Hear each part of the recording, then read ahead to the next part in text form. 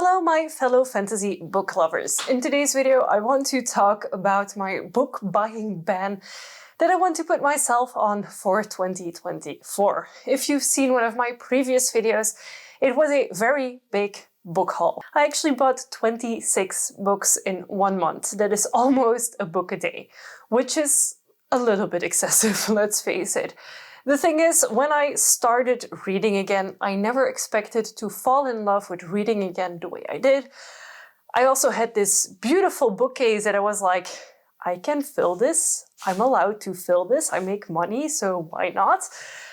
And it just escalated. It also doesn't help that my partner has this bookcase full and then 3 other bookcases full of books upstairs, and he doesn't get rid of anything. I like to declutter my books every now and then, but the thing is, we kind of support each other's book hoarding obsession. So we're both book dragons.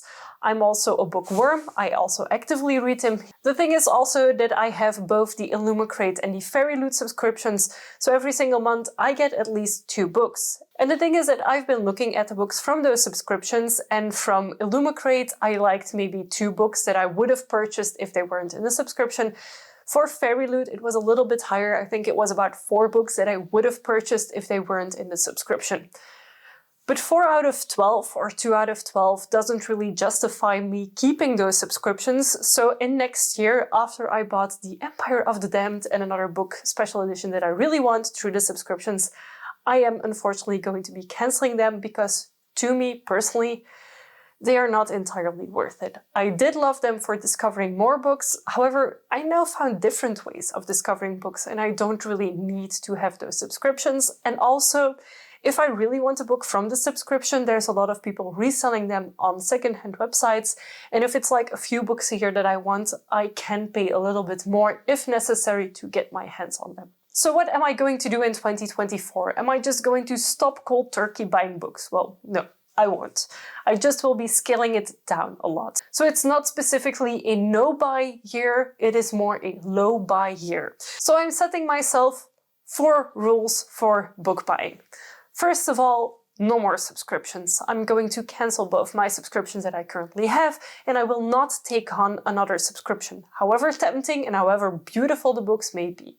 Rule number 2, stop ordering every book you maybe want to read. Because the truth is that I might be really attracted to a certain book, but the physical books cost somewhere between 8 and 15 euros for a softcover, and somewhere between 20 and 50 euros depending on the hardcover book.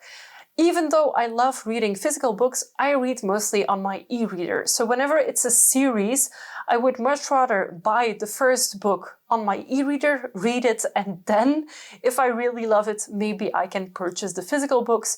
But my reflex has to be first look for it on my e-reader and then look at the physical copies, unless, of course, the physical copies are less expensive than the ebooks. Rule number 3, I'm going to allow myself to buy 1 or 2 books every month. This does not include books that I've already pre-ordered, since I've already paid for them, so this is not new money that I'm spending. And before I buy the books, I need to, of course, look if I can find it secondhand as well, or compare stores at least, to know that I'm not overspending by a lot on buying a book that I would like to get. And then finally, rule number 4, if I sell books secondhand on Vinted, which I do with the books that I don't enjoy, then I am allowed to spend that money on buying other books as well, even if that way I would go over the 1 to 2 books a month. If it is money that I make from selling books, it is allowed to directly go into new books as well. So I'm quite looking forward to 2024 and more particularly to finally tackling reading all of the books that I have.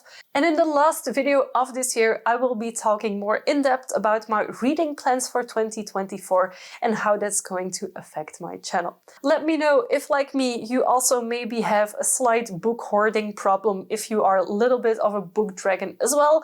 If not, how do you do it? How do you get your books? Because I just love having physical books. I think, first of all, they look pretty. I also love reading in a physical book. I also love my e-reader because it's just convenient to grab it and take it along anywhere. But I also just love how pretty books are. Give this video a thumbs up if you liked it, and of course don't forget to subscribe to my channel if you want to see more content by me. I make new videos every week and I would love to have you for every single one of them. Thank you so much for watching, and I'll see you very soon with a new video. Bye!